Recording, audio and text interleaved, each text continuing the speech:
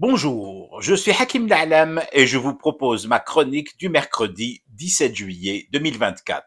Elle s'intitule IA contre intelligence artificielle.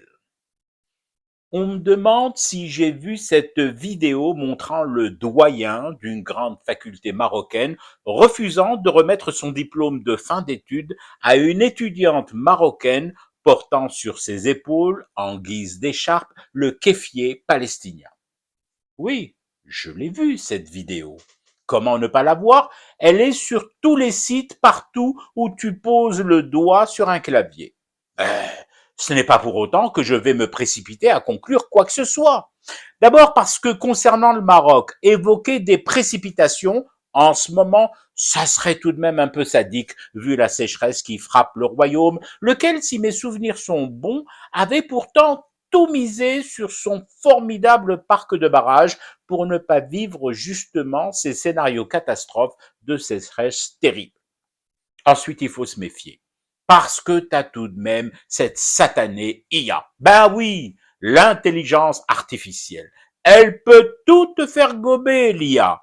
Prenez justement le cas du jour, le sujet, le thème, le Maroc. Ils sont combien les sujets de Moulin Homme? 36? 37 millions? 37 millions et des poussières de cannabis pour être plus précis. Eh ben, à toute cette population, à ces millions de sujets et d'assujettis, le Marzen a eu recours à l'IA pour leur faire croire que les cultures géantes de blé et de céréales dans le sud algérien ne sont en fait que le fruit d'images générées par l'intelligence artificielle. Vous suivez toujours? L'IA pour contrer l'intelligence artificielle. Il fallait le faire. Momo, monarque à l'intelligence tout de même un peu plus artificielle que celle de son papa, l'a fait.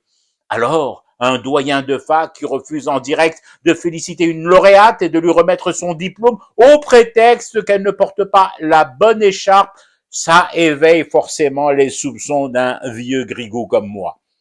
Et si c'était encore ces sacripants de Désédien, auteurs légendaires de fake news et amateurs de tout ce qui peut embêter le voisin de l'Ouest. Ouais.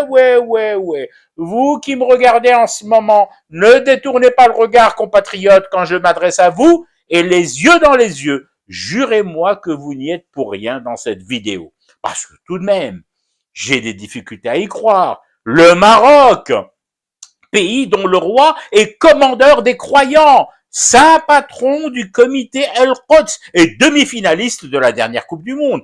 Comment donner du crédit à un document aussi incroyable? Bande de tripatouilleurs d'images et bataillons de hackers sans cheville avec l'intelligence artificielle. Tant qu'on y est, dites-moi aussi que le Maroc a normalisé ses relations avec Israël. N'importe quoi.